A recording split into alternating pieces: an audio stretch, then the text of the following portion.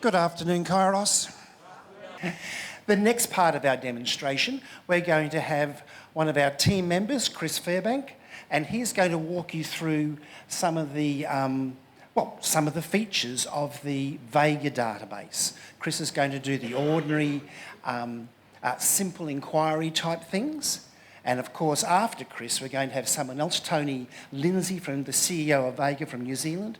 He's going to go into some more advanced types of things and some what things might be coming in the future.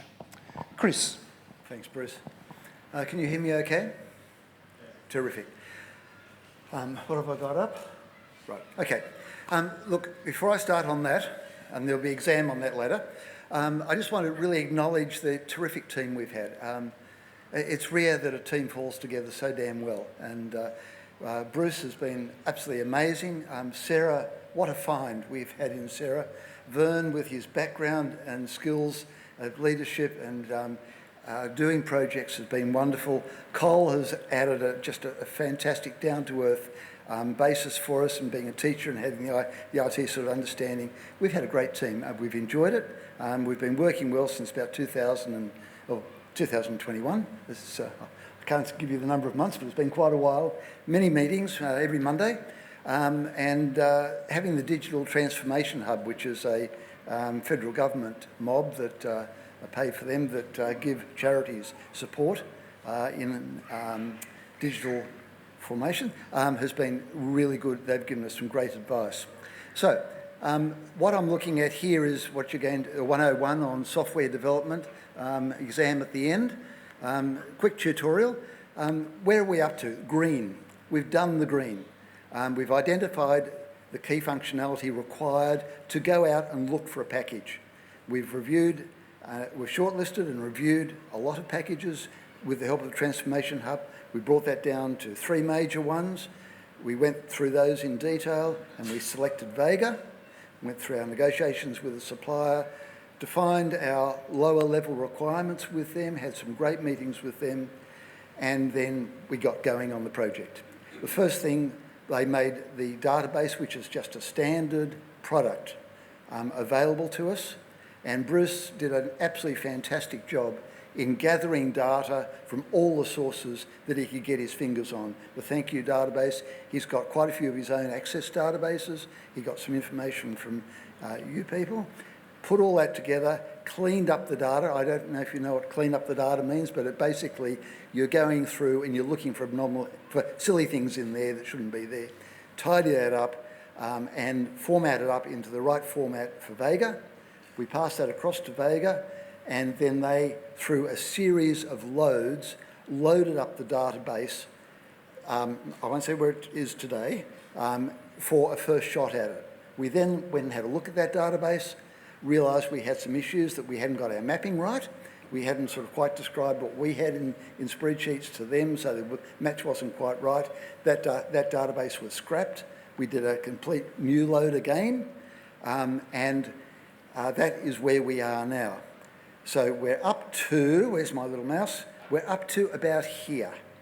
We've done a good load of the database. We are now moving into this area of cleaning up what is in the database for some small oddities that occurred during the load. Bruce is doing a lot of validation work on it. We've got a bit more to do. And I'll come back to how we're going to do that with you in a moment. Concurrently, we're looking at the configuration of it, which Tony is doing, and we're testing little areas of it at the moment to make sure it works. One of the small ones we tested a couple of weeks ago, we were having a meeting, and Sarah told us that the donations process should work. In other words, we should be able to use the widget on the database that you saw, click donate, comes up with a little widget, fill out the widget, click the donate button, it goes through, processed through Stripe, talks to MyOb, puts the transactions out to there, issues the email to say, hey, yes, it's done. I quietly sidetracked in the meeting, which Vern gets annoyed at, because I sit there blank like this and he wonders what I'm doing. I'm on my other screen, annoying him enormously. Whacked through a $5 donation and got it. all went through. Everything went through. So at that meeting, we were able to move on, say, we've got donations working. That was quite a thing, because we had problems getting the integration with MyOb working. It took us quite a while. Eventually, we found out it was a setting in MyOb that was wrong. It was really obscure. Got that fixed and we're right. That's where we're sort of up to at the moment. It's really quite fabulous. Where we've got to go, we've still got to do the final configuration. We're talking about the blue now, and there's still development and configuration to go. Most of the stuff has to be done in Vega is only configuring. It's not actually changing Vega, right? But there may be a little bit of development they might have to do. That's Tony's area, and I'm not going to go on to that. After we've done that, configuration development, we'll then go into a full system testing. We'll test the whole damn system as thoroughly as we can. We'll review that, work out fixes and so on, and then we really get to the stage of having to start to go out to everybody. This is where the Vega mites and the champions really come in, and they're really important to us. They will be trained to understand what it is. They will help us in doing the testing, and then they will be, as the champions, go out and be able to train everybody else on how to use it. So that's the second last line. When that's pretty right, then we'll probably go into a phased deployment where it's being used but not heavily used, and we'll start ramping it up. That's where we're up to. That's the project. That's the 101. Test at the end, okay? Next one. Let's have a look at Vega. Okay, get the right one. So good luck. Just cross fingers. I'm going to log in. Oh, that'd be right, wouldn't it? I've got to find the motorcycles. Can you find the motorcycles for me? They're there. And up the top one. They always have 3, I think. Verify. Success. Circling. Hey, we're in. This is Vega. Okay. Now, this is the front page you come into. Not very much in there at all.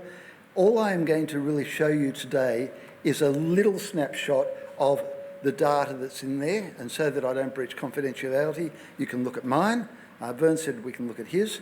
If we've got time, somebody can come back. I can look at other people's later on if you want me to.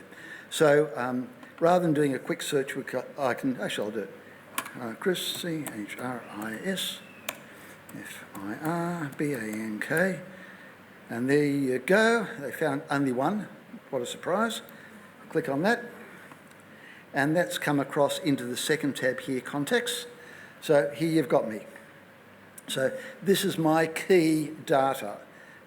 For the people up the back, I'll go a bit slowly because I tried to see it from up the back before. That's why you've all come forward, so that you can see it a bit better. So I'm an individual, because obviously you can have corporate members. I'm Park Lee. My normal name is Chris Firbank. I'm a Mr. My proper name is Christopher, and as you heard the other day, I'm Thomas John. Firbank, you greet me as Chris.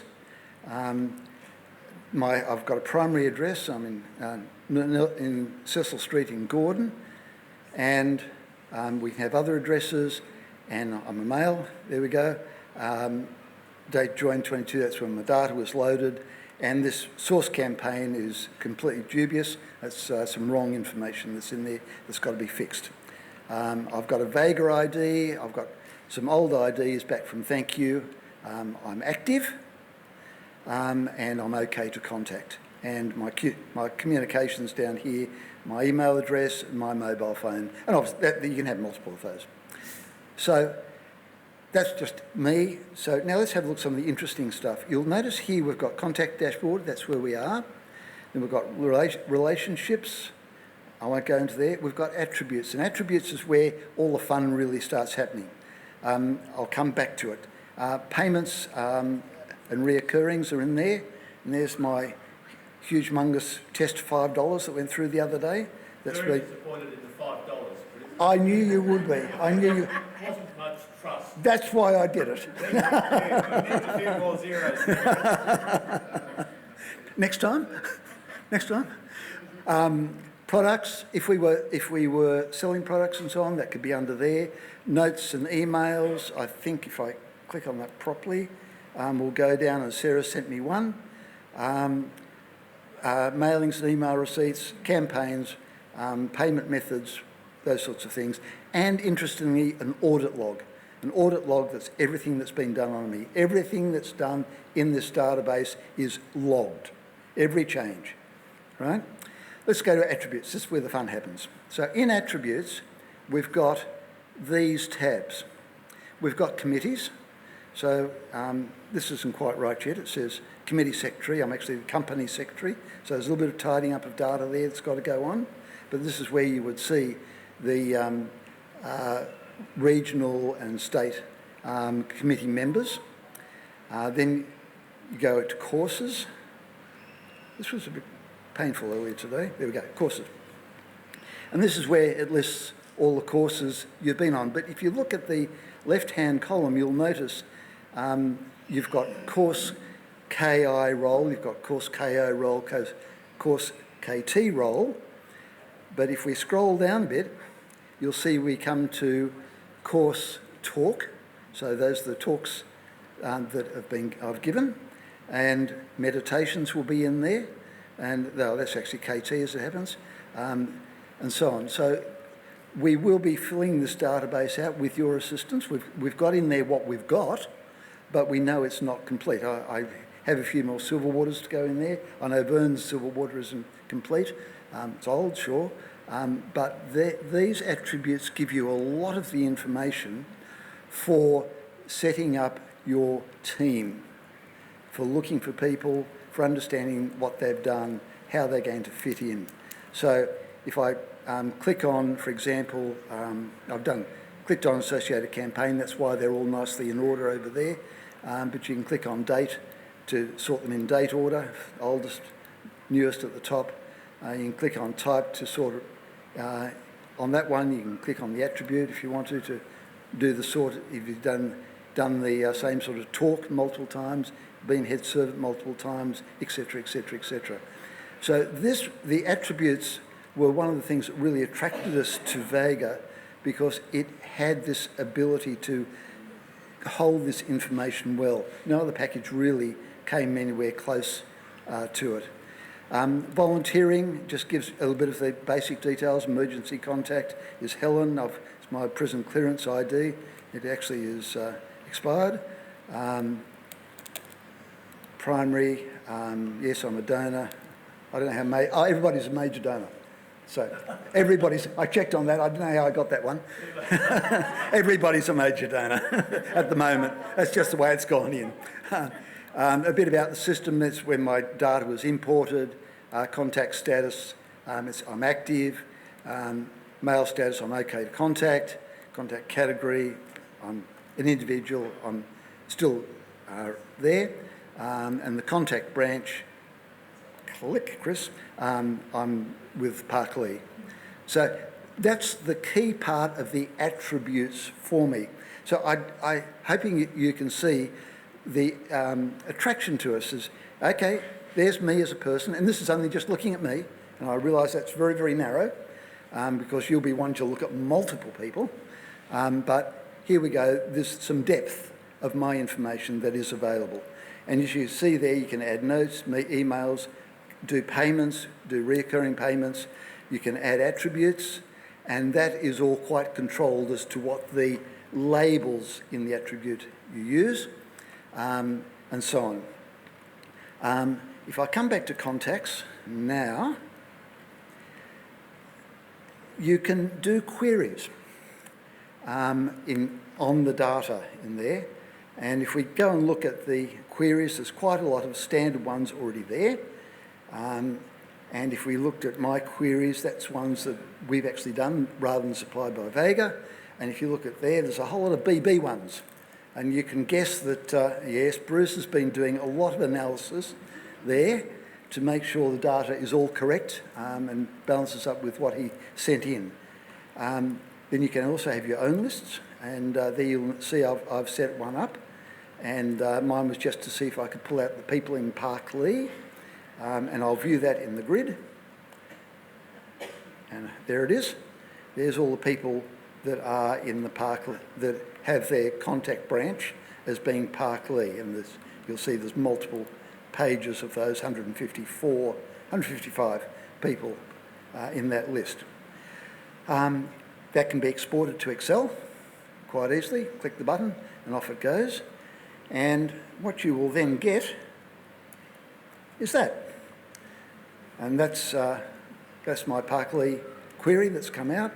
It takes about 2 or 3 minutes to process, and you get a little pop-up that says it's ready to download, and this is what it's like. I haven't selected all fields. I've only selected a few fields so that it was quite easy to see. They very kindly do it so that you can click on any of these top ones, like for that one, and just select whether you want certain suburbs or whatever to slim down the people you're looking at. So that's the data, that's the exported side of it. I'm not going to go into the functionality of all the things that Vega can do, because that's Tony's. Tony's the specialist in this. I haven't been trained yet. I've worked most of this out because, as Tony said, it's intuitive, and it is pretty damn good. There is an admin section up here where, for those of you who are IT-based, you can see that you would set up all your parameters and so on, configure your widgets and so on. That's more for sort of really administrative power users. And you've got areas there for engagement. Here's our program courses and training for different years that we've started working on, and so on. So we're underway. A lot to go, but a good team, and I have to say, we've been so lucky to have such a great team working together with incredible harmony and focus. Thank you, Chris. Thank you very much.